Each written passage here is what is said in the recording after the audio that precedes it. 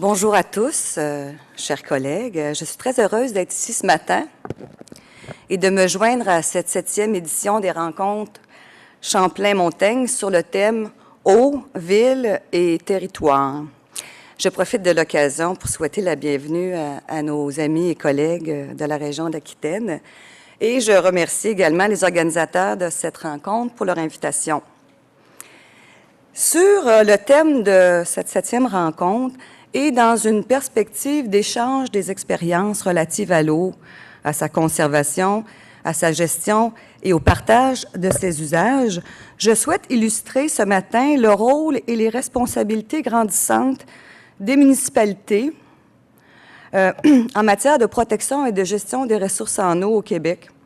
Et je vais montrer ce rôle et ces responsabilités grandissantes à travers l'évolution du droit de l'eau au Québec, donc je vais quand même aller très vite, et également à travers les réformes récentes de ce droit de l'eau qui nous ont donné des innovations juridiques intéressantes. Donc, pour comprendre et mesurer l'importance de ces réformes du droit de l'eau, il convient de les mettre dans leur contexte qui témoignent des raisons à la fois juridiques et des raisons à la fois factuelles de réformer, non pas le droit de l'eau au Québec, mais plutôt les droits de l'eau au Québec. Cette mise en contexte va nous permettre également de réfléchir sur l'à-propos des moyens juridiques qui ont été retenus pour réorganiser ce droit autour de son objet fondamental, l'eau, et d'un nouvel objectif de développement, celui du développement durable.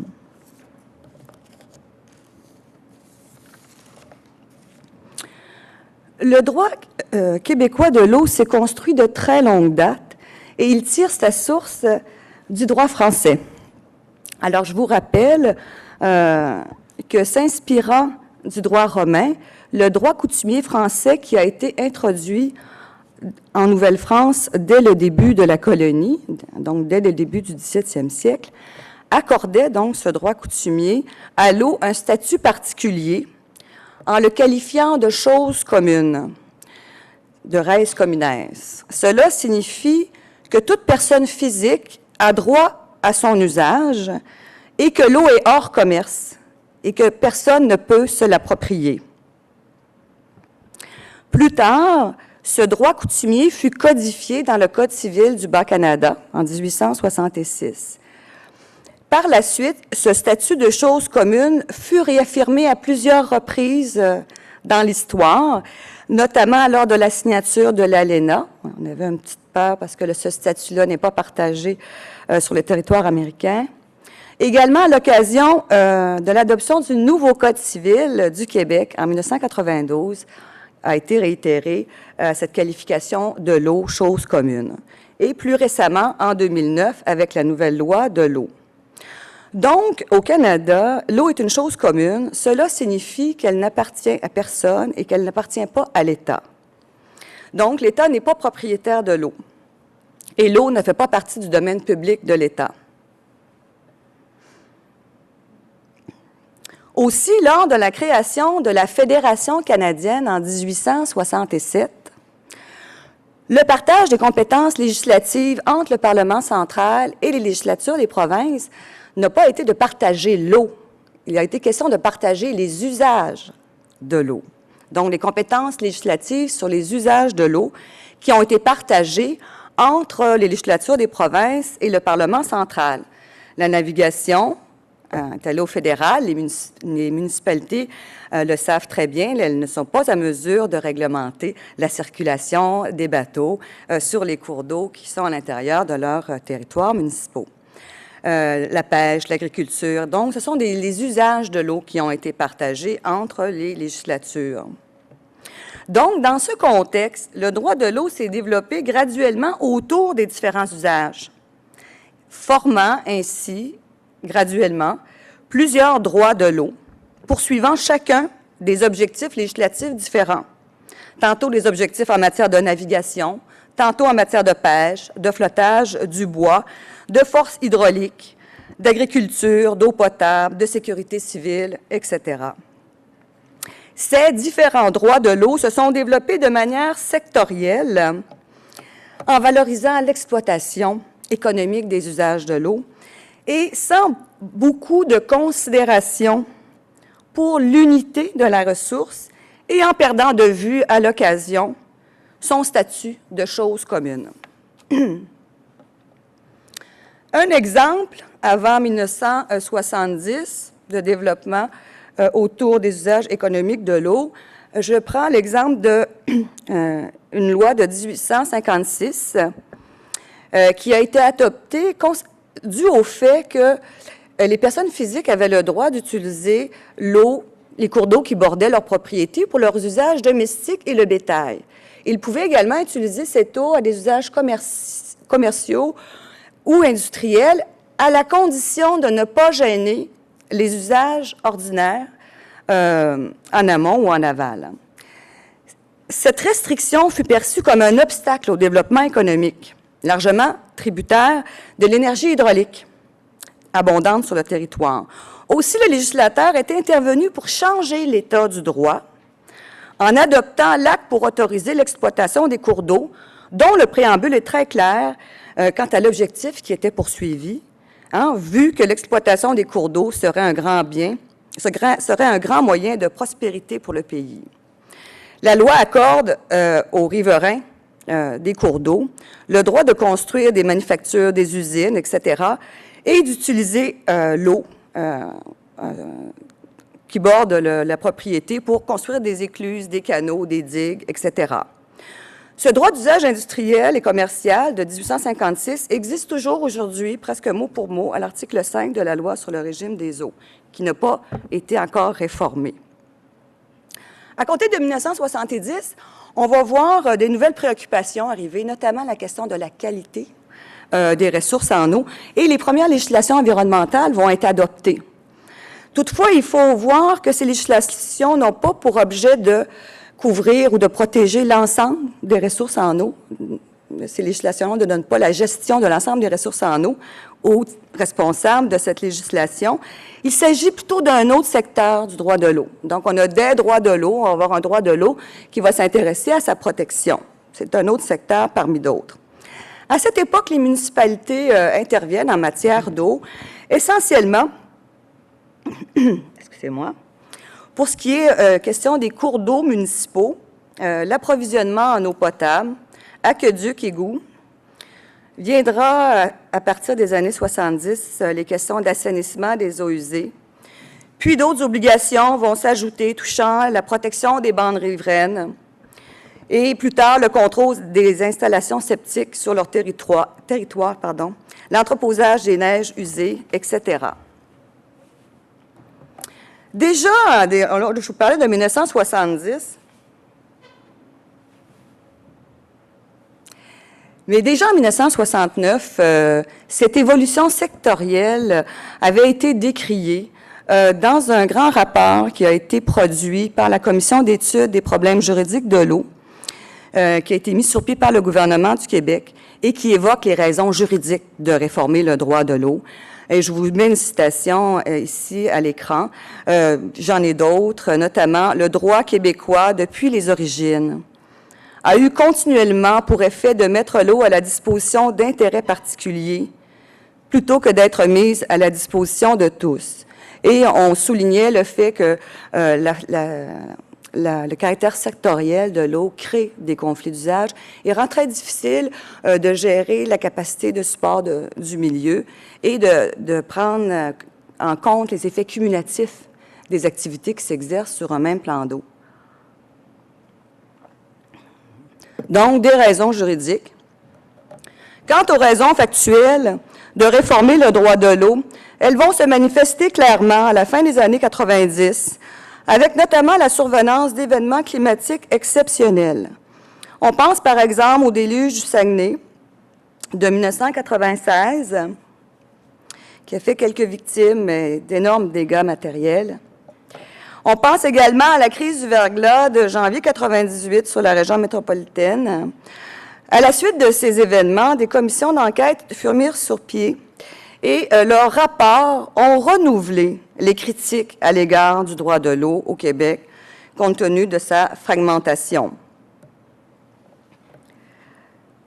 Donc, ces rapports vont rappeler que le caractère sectoriel du droit de l'eau est une source de conflit entre les usagers et qu'il convient d'introduire pour l'avenir une approche juridique beaucoup plus intégrée, plus sécuritaire, eu égard à cette richesse patrimoniale qu'est l'eau, afin de la mettre donc au service du plus grand nombre. Donc, suite à des événements factuels, on réitère l'importance de réformer le droit de l'eau. Plus tard, les travaux du GIEC viendront souligner la vulnérabilité des sources d'eau douce et recommander aux communautés et aux décideurs de prendre en compte les causes, les conséquences du changement du climat dans les programmes, les lois, les politiques touchant la gestion de l'eau. Par la suite, on verra au Québec une série d'actions publiques être enfin entreprises en vue de réformer le droit de l'eau. Je vous mets ici plusieurs actions, interventions qui ont été prises par les autorités publiques québécoises. Je souligne parmi celles-ci la Commission sur la gestion de l'eau du BAP, qui recommandait dans son rapport rendu public en 2000 l'adoption d'une loi cadre sur l'eau qui chapeauterait toutes les lois sur l'eau et réunirait tous les titulaires de pouvoirs décisionnels sous des objectifs et des principes communs.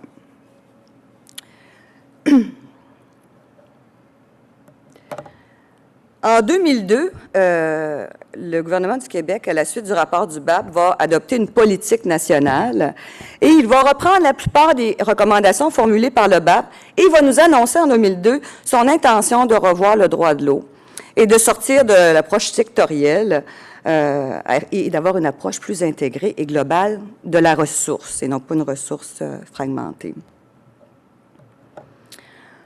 En 2006, on adopte une nouvelle loi, on met en vigueur une nouvelle loi sur les compétences municipales. Et avec cette loi, les municipalités vont se voir accorder des responsabilités beaucoup plus importantes en matière de protection de l'environnement et de ses ressources en eau. Par exemple, les articles 4 et 19 de cette loi accordent des pouvoirs généraux aux municipalités leur permettant d'intervenir pour protéger l'environnement ou l'eau.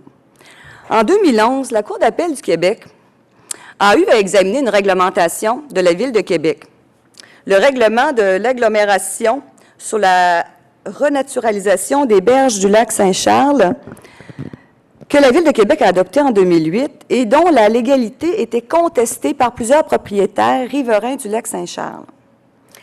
La Cour d'appel, dans cette affaire Wallot, a conclu que les importants pouvoirs de réglementer l'environnement qui ont été accordés par la loi sur les compétences municipales autorisent la Ville de Québec à réglementer les usages qui peuvent être faits de la propriété privée parce que la Ville, lorsqu'elle restreint ses usages, cherche à protéger la qualité des eaux de sa source d'approvisionnement en eau potable et à prévenir leur détérioration, c'est-à-dire prévenir le retour des cyanobactéries ou d'autres sources de contamination. Selon la Cour d'appel du Québec, pour atteindre cet objectif, la Ville peut contraindre les propriétaires privés à aménager leur propriété en conservant une bande riveraine permanente de 10 à 15 mètres devant être composée d'un amalgame d'arbres, d'arbustes et de plantes herbacées. Et pour la Cour d'appel, ce règlement est valide et ne représente pas une expropriation déguisée. Elle fait valoir l'importance des intérêts collectifs qui sont derrière cette réglementation, qui s'appuie sur cette nouvelle loi de 2006. Toujours en 2006, l'Assemblée nationale va adopter à l'unanimité la loi sur le développement durable, dont l'objectif est d'amener l'administration publique à prendre le virage du développement durable, notamment en prescrivant 16 principes de développement durable qui doivent être appliqués lors des interventions ou dans les processus décisionnels, notamment lorsqu'il s'agit de l'eau. Dans cette affaire Wallot, tant la Cour supérieure que la Cour d'appel du Québec ont indiqué qu'il convenait, afin de bien comprendre, de bien cerner l'ampleur des compétences législatives qui ont été déléguées aux municipalités, il était important de se référer à certaines lois qui illustrent de manière concrète l'intérêt du législateur québécois pour les questions à caractère écologique.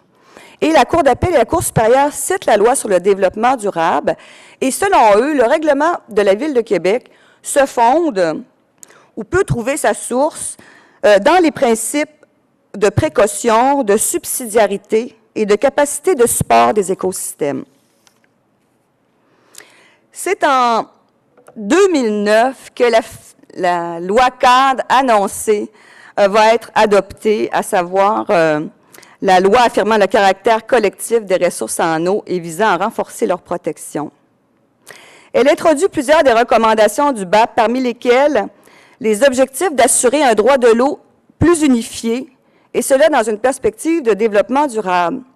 Dans l'affaire Wallot, tant la Cour supérieure que la Cour d'appel a également cité cette loi qui a été adoptée après le règlement municipal de la Ville de Québec. Ils ont cité l'article 1, qui démontre l'importance des questions écologiques dans la législature du Québec pour illustrer les compétences des municipalités. Cet article 1 réaffirme le statut de chose commune de l'eau. Et cet article 1, cette loi va innover en faisant entrer l'eau dans une nouvelle catégorie de gestion publique. C'est-à-dire qu'on va déclarer que l'eau fait partie du patrimoine commun de la nation. Et on va vouloir imposer un rôle particulier à l'État dans ces circonstances-là. Et la loi va donc redéfinir le rôle de l'État dans la gestion publique de l'eau en le nommant le gardien des intérêts de la nation dans son patrimoine commun, qui maintenant est constitué de ses ressources en eau. Et ce rôle de gardien, il va être partagé par les autorités publiques qui sont responsables de prendre des décisions touchant la ressource en eau et parmi lesquelles on compte évidemment les municipalités. Il faut également souligner l'introduction avec cette nouvelle loi d'un nouveau droit fondamental, le droit de chacun d'accéder à l'eau potable. Et je termine. Avec cette nouvelle loi, le législateur va chercher à changer le droit sectoriel de l'eau. Il va tenter d'unifier ce droit, d'une part, tenter de l'unifier en ramenant l'eau sous l'ensemble des eaux, sous un même objectif de gestion, à savoir celui qui est à l'article 3 de cette loi, à savoir la protection, la restauration, la mise en valeur et la gestion des ressources sont d'intérêt général et qu'elles concourent à l'objectif du développement durable. Donc, ces décisions doivent concourir dans l'intérêt général à l'objectif du développement durable. Et d'autre part, cette loi, pour assurer d'unifier, de sortir de l'approche sectorielle, va imposer à l'ensemble des autorités publiques responsables de l'eau des principes de gestion communs. Et il y en a plusieurs dans la loi, des principes, je les énumère ici, simplement pour souligner que tous ces principes intéressent l'intervention des municipalités lorsqu'elles interviennent dans les secteurs de l'eau, compte tenu qu'il s'agit d'une loi cadre. De même que les régimes qui ont été introduits pour mettre en œuvre ces principes. Parmi ces principes, je ne signalerai qu'un seul, le principe de gestion intégrée et concertée dans les unités hydrographiques, qui a donné une assise législative à une expérience de gestion par bassin versant qui existait au Québec depuis la politique nationale de l'eau en 2002. Donc maintenant, la loi encadre cette gestion et prévoit la composition des organismes de bassin versant en prescrivant qui devrait être présent. Précise le mandat qui est donné à ces OBV d'élaborer un plan directeur de l'eau, lequel plan directeur de l'eau, une fois adopté, doit, selon la loi, être transmis aux ministères et organismes du gouvernement, ainsi qu'aux municipalités régionales de comté, aux municipalités métropolitaines et aux municipalités locales dont le territoire est compris dans l'unité hydrographique, afin que ces autorités prennent en considération ce plan directeur de l'eau dans l'exercice des attributions qui leur sont conférées et qui auront une incidence sur l'eau. En conclusion, en terminant, nous pouvons donc souligner que les réformes entreprises du droit de l'eau cherchent à modifier son caractère sectoriel afin d'unifier la ressource et d'harmoniser sa gestion sous l'objectif du développement durable et de ses principes directeurs. Ces réformes montrent, comme la Cour d'appel l'a signalé, de manière concrète l'intérêt du législateur québécois pour les questions à caractère écologique. De même, cette évolution montre l'ampleur des compétences dévolues aux municipalités dans le domaine de l'eau et le rôle grandissant qu'elles sont appelées à jouer. Je vous remercie de votre attention.